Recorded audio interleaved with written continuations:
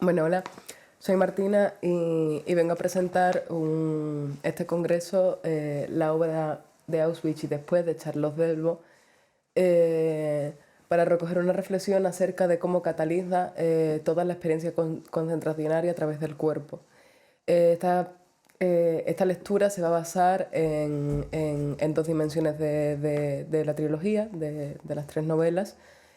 Una será en el análisis del espacio y el tiempo y la otra será en intentar defender que existe un cuerpo común en la obra de Delbo, un cuerpo común que funciona como resistencia, usando la camadería como el centro de la resistencia. La narrativa de Delbo está constituida por una amalgama estilística que mezcla desde la narración convencional hasta la poesía y nos presenta un relato con un corte intimista centrado no solo en la suma de acontecimientos que tuvieron lugar en Auschwitz, sino más bien en las impresiones físicas y mentales suyas y de sus compañeras en las condiciones tan extremas que suponía estar en un campo de concentración. Todo acontecimiento no solo se acoge a un contexto, sino que también es procesado por un lenguaje de impresiones físicas. Decidí desarrollar esta perspectiva crítica gracias a la lectura de Los orígenes del totalitarismo de Hannah Arendt, libro que me hizo descubrir cuál era el procedimiento por el que los campos de concentración nazis buscan matar al hombre cultural, por así llamarlo, para transformarlo en un ser superfluo. Los tres asesinatos, que es como lo llama la autora, eh, son el asesinato jurídico del hombre relacionado con los espacios de sesión donde se suspende el Estado de Derecho y la condena sin causa de inocentes. Esto también profundiza muchísimo Agamben en su obra El Homo Sacer. La muerte moral, encarnado en la existencia de lo que Levi llamará la zona gris y que después analizaremos, y la banalización de la muerte ajena. Y por último, el asesinato de la individualidad, logrado a través de las numerosas vejaciones a las que son sometidos el cuerpo del preso desde su llegada a Auschwitz.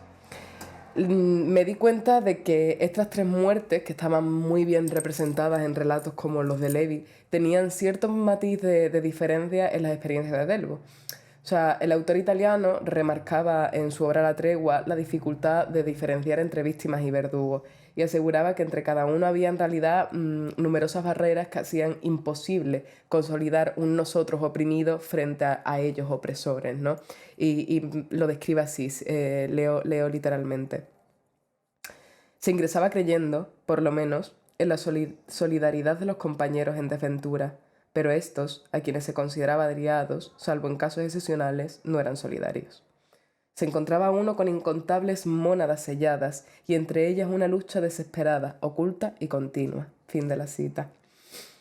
El ingreso de una parte de los internos en la gestión del campo, es decir, la transmutación de torturados a torturadores, de presos a funcionarios, constituía eso que hemos llamado, y que bueno, realmente llamó Levi, la zona gris. Estos rangos temporales y tributables entre los presos de los campos no solamente eran una práctica frecuente, sino completamente esencial para mantener el funcionamiento del lager, porque aseguraban que a través de la existencia de estos privilegios hubiese una hostilidad generalizada, unas barreras infranqueables entre unos y otros que hacía imposible cualquier forma de comunidad entre ellos.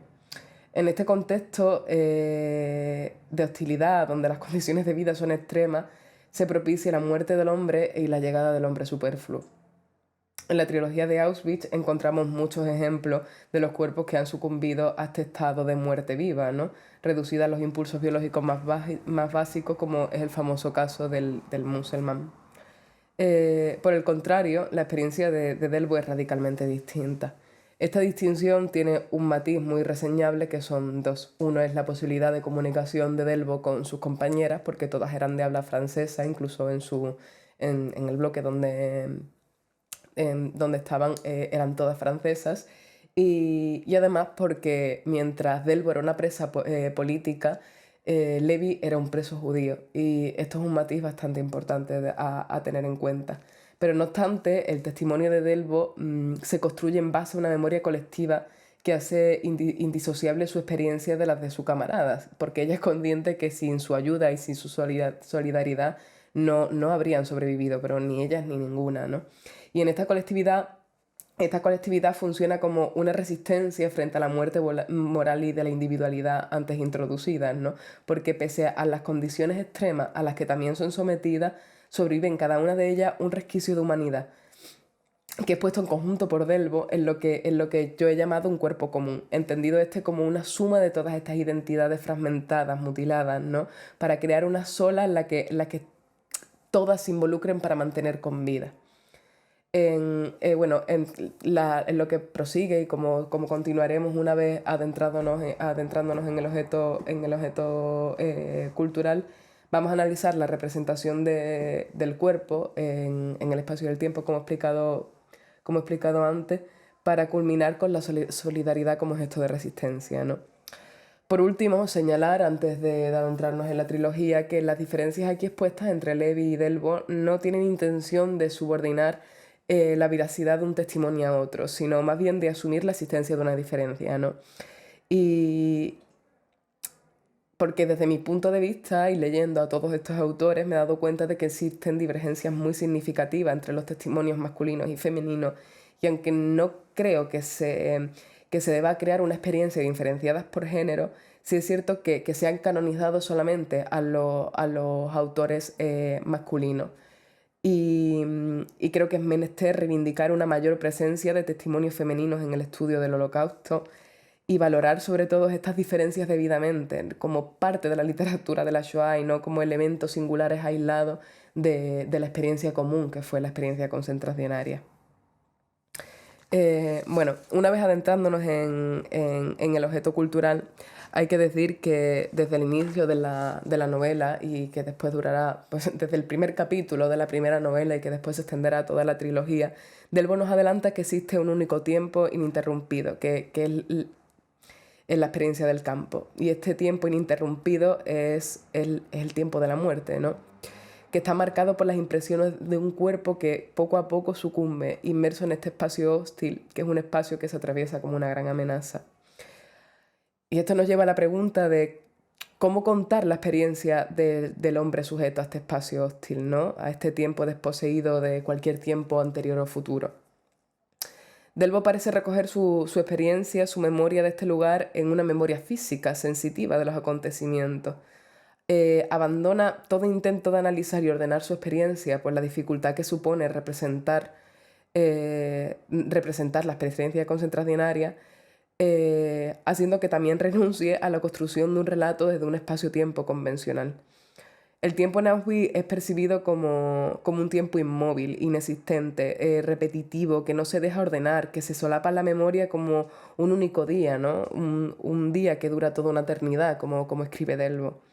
Por otra parte, el espacio deja de ser el escenario donde acontecen y se unifican los hechos y se representa un espacio que no se atraviesa, que no acontece, sino es un espacio subjetivo cuyas descripciones están ligadas de nuevo a la experiencia del cuerpo. Y como no se atraviesa ni se recorre, en realidad es el cuerpo quien es atravesado por este espacio hostil, que incapaz de ser percibido como un paisaje es reducido a una impresión amenazante. Y por ello encontramos pasajes como este donde se puede ver muy claro lo que acabo de contar. Paso a leer literalmente. ¿Hay algo más largo que una jornada? El tiempo pasa porque la niebla se desgarra despacio. Las manos se sienten menos entumecidas. El sol, quizás, lejos, vago. Arranca poco a poco los jirones de niebla. El hielo se ablanda y se derrite. Entonces los pies se hunden en el fango, los huecos se recubren de un barro helado que cubre hasta los tobillos. Fin de la cita.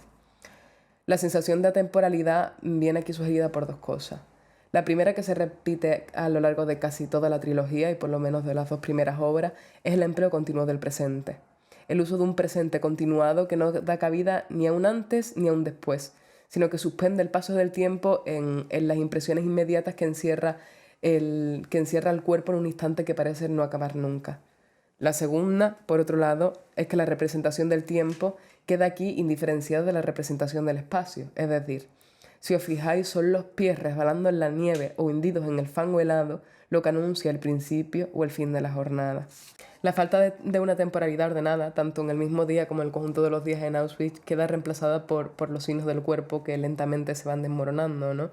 Tanto estos pies que se hunden en el fango para marcar una jornada, también el olor y el color de la piel es lo que marca para Delbo el cambio de las estaciones, pero el capítulo que desde mi punto de vista mejor aúna todas estas reflexiones es el capítulo de la sed. En este pasaje Delbo determina para la sed 3 tipologías distintas que marcan el momento del día, ¿no? La sed de la mañana, la sed de la tarde y la sed de la noche, y las 3 son igualmente agónicas, la verdad. Y en este capítulo todo lo que ocurre queda determinado desde la sed. El pensamiento continuado, obsesivo que produce la necesidad de agua, ¿no? La repetición en el pasaje que os voy a leer, porque ahora os voy a leer un fragmento, la repetición continuada del sustantivo subyuga toda impresión espacial y temporal a esta necesidad, con lo que atraviesa el espacio es con la sed y con lo que mide el tiempo es con la sed. Leo literalmente a Delbo. Vuelvo a recuento y a la idea fija, beber. Mientras tomemos la carretera derecha, hay un riachuelo a la altura del puentecito. Beber. Mis ojos no ven nada, nada más que el riachuelo, del que me separa el recuento, y el recuento es más largo que el Sáhara. Se forma la columna para partir. Beber. Toda impresión de la narradora queda inmersa en la necesidad física de satisfacer la sed. O sea, no ve más que el riachuelo que ni siquiera ha alcanzado aún y el tiempo que la separa de esta posibilidad de satisfacer su sed es más largo que el Sáhara, literalmente, dice, ¿no? O sea, es un tiempo que es imposible de medir, pues lo compara con una extensión que es espacial, que también se asocia sinestésicamente con la falta de agua, con la sed. De esta manera, a través del hambre, la sed o el frío, se producen estados en el hombre que le impide existir más allá de sus necesidades biológicas, que le reducen a cuerpos que luchan por mantener su supervivencia de la forma más animal o menos humana, ¿no? Y así conseguían en los campos de concentración crear una sociedad de moribundos, de muertos vivientes, que se arrastran entre los estados liminales del hombre y el animal, asegurando su docilidad y sumisión a través de la privación de los elementos más básicos de supervivencia y el empleo, evidentemente, de una violencia sin precedentes. Y es aquí donde se puede evidenciar más claramente lo que Hannah Arendt llama los hombres superfluos, ¿no? Este término está recogido en los orígenes del totalitarismo y lo usa para referirse a la muerte individual del hombre, ¿no? Objetivo que era realmente el objetivo de la experiencia de los campos de concentración, experimentar con la condición humana, ¿no? Y cito textualmente a Arendt, para mostrar que los seres humanos pueden ser transformados en especímenes del animal humano y que la naturaleza del hombre es solamente humana en tanto que se abre a la posibilidad de convertirse en algo totalmente innatural, es decir, en un hombre. Y es que del hombre superfluo nosotros hemos extrapolado esta experiencia a los cuerpos superfluos, ¿no? Porque cada jornada comienza con el mismo procedimiento en los campos. Y esto no es la experiencia de Delbo, esto es la experiencia de cualquier preso en Auschwitz o en cualquier otro campo de concentración nazi. De madrugada se despiertan las presas para que salgan del barracón, se colocan en filas inmóviles, con las manos refugiadas en el cuerpo de las otras y esperan. Esperan horas hasta el alba. En el frío, en la nieve, esperan. Ven pasar a las compañeras muertas en una camillita, las que han muerto durante la noche, pero ni siquiera comprenden por qué están demasiado cansadas para intentar comprender lo que está pasando. Esperan a que las filas inmóviles se transformen en filas preparadas para ponerse en marcha hacia la ciénaga, hacia la zanja y hacia los ladrillos. Desde que se levantan se ven obligadas a resistir, a mantener el cuerpo vivo, a no abandonarse a la muerte. Desde que abren los ojos resisten las condiciones extremas a las que su cuerpo son sometidos. El recuento, la espera, el trabajo, los golpes. Y la verdad es que todas se sienten ya un poco muertas. Sin estarlo, todas se sienten un poco muertas. Y es que ese era el objetivo de los campos, en crear una sociedad de moribundos, de individuos que se balancean constantemente entre la vida y la muerte, entre lo humano y lo inhumano. Una sociedad donde se permita morir a un compañero porque todos los días se muere sin una causa, porque todos están ya un poco muertos, Porque una vez muerta la moral, que significa la vida, y más importante, que significa la muerte, una vez muerta la individualidad que permite un gesto espontáneo como tender la mano, está muerto todo. Todos muertos, pero aún de pie, resistiendo, luchando, no solo por soportar el frío, la sed, el hambre y el cuerpo que sucumbe, sino también resistiendo el anhelo de abandono, de abandonar el pequeño fragmento que aún de vida que aún les pertenecía, ¿no? De abandonar los cuerpos que se desmoronan, mutilados, palpitando sin fuerza. Porque al final la muerte y morir dignamente es el único resquicio de individualidad que a todas les queda. Y dice Delbo: entonces comprendo que todas las que pasan por mí, que todas las que mueren, mueren por mí. Las miro pasar y digo que no. Dejarse llevar por la muerte, aquí, en la nieve, déjate llevar. No, porque existe la camillita. La camillita existe y no me quiero que me trasladen en la camillita. Y es que esa camillita que las trasladaba, que era transportada por otras presas que también extenuadas de cansancio, arrastraban los cuerpos casi por el suelo, desnudos, con todas las extremidades y la cabeza colgando, y las llevaban a un montón de cadáveres indiferenciados para que fueran enterradas, ¿no? Y tanto, o sea, la resistencia última que pueden ejercer Delbo y sus compañeras es sobrevivir como sea, por lo menos para mantener, para conservar el derecho a su propia muerte, ¿no?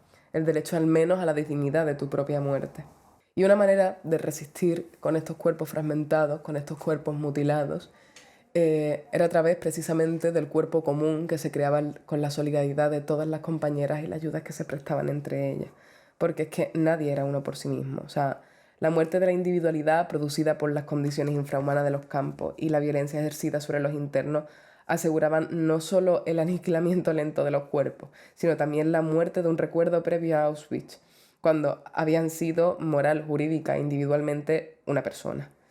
Las condiciones de vida o de muerte obligaban a olvidar o por lo menos a recordar dolorosamente la distancia entre lo que uno fue antes y el pedazo de carne errante que lucha por sobrevivir ahora en el campo, ¿no?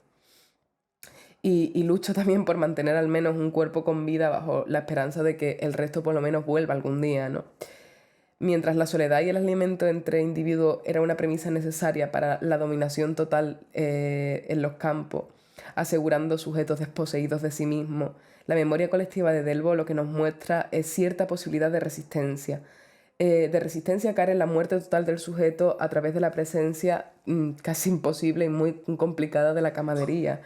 Eh, y esto es muy curioso porque mientras testimonios como los de Semprún o Levi han reincidido en la imposibilidad de hablar por las experiencias otras del campo, Delbo no puede disociar su memoria de la memoria de sus compañeras. El yo fragmentado de la autora sobrevive gracias a la unión con los yo fragmentados de sus camaradas, concibiendo lo que he llamado e introducido previamente un cuerpo común que mantener vivo de esa sed, de esos golpes y de ese hambre.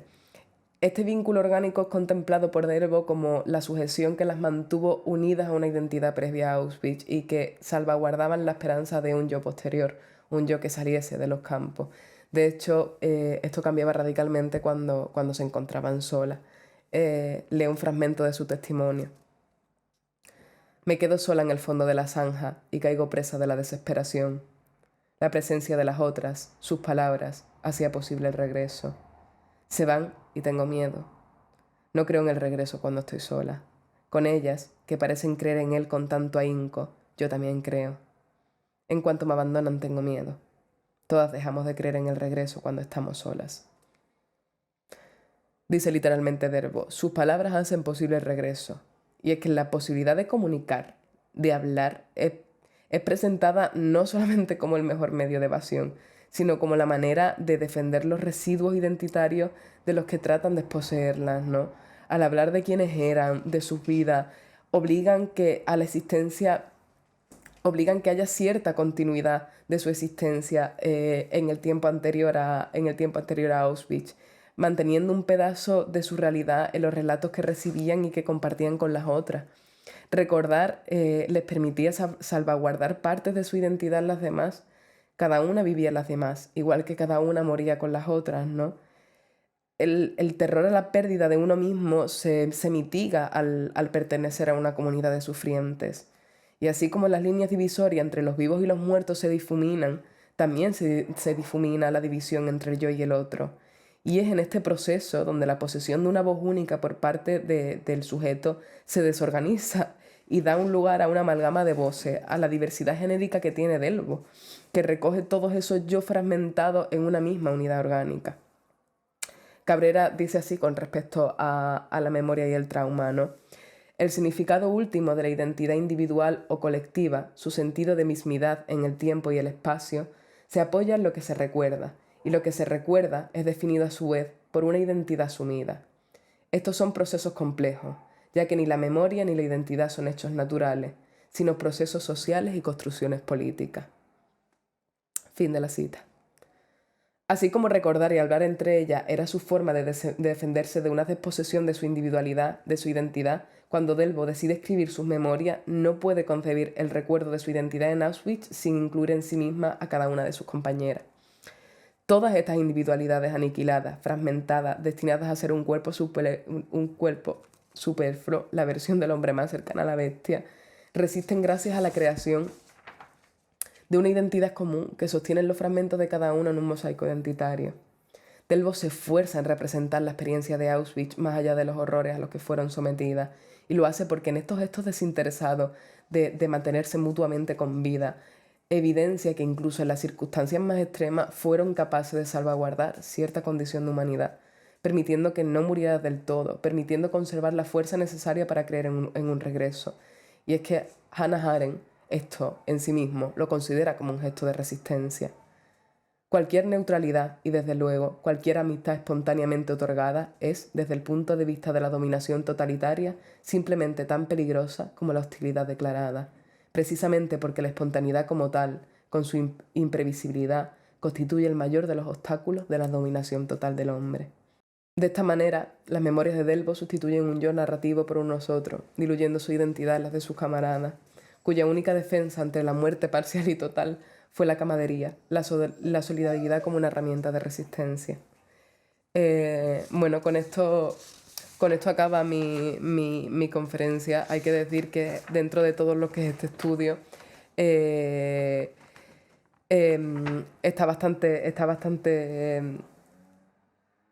está bastante sesgado, o sea, tiene intención de empezar esto a servir como un esbozo, ¿no? Como una primera aproximación al tema del cuerpo en Delbo, porque se asume desde todas sus limitaciones de que sobre esta autora no se ha estudiado lo suficiente y debería tener más cabida dentro de los testimonios de la Shoah. Así que he concebido este pequeño artículo y este pequeño congreso como un peldaño de un posible camino que espero terminar de recorrer algún día.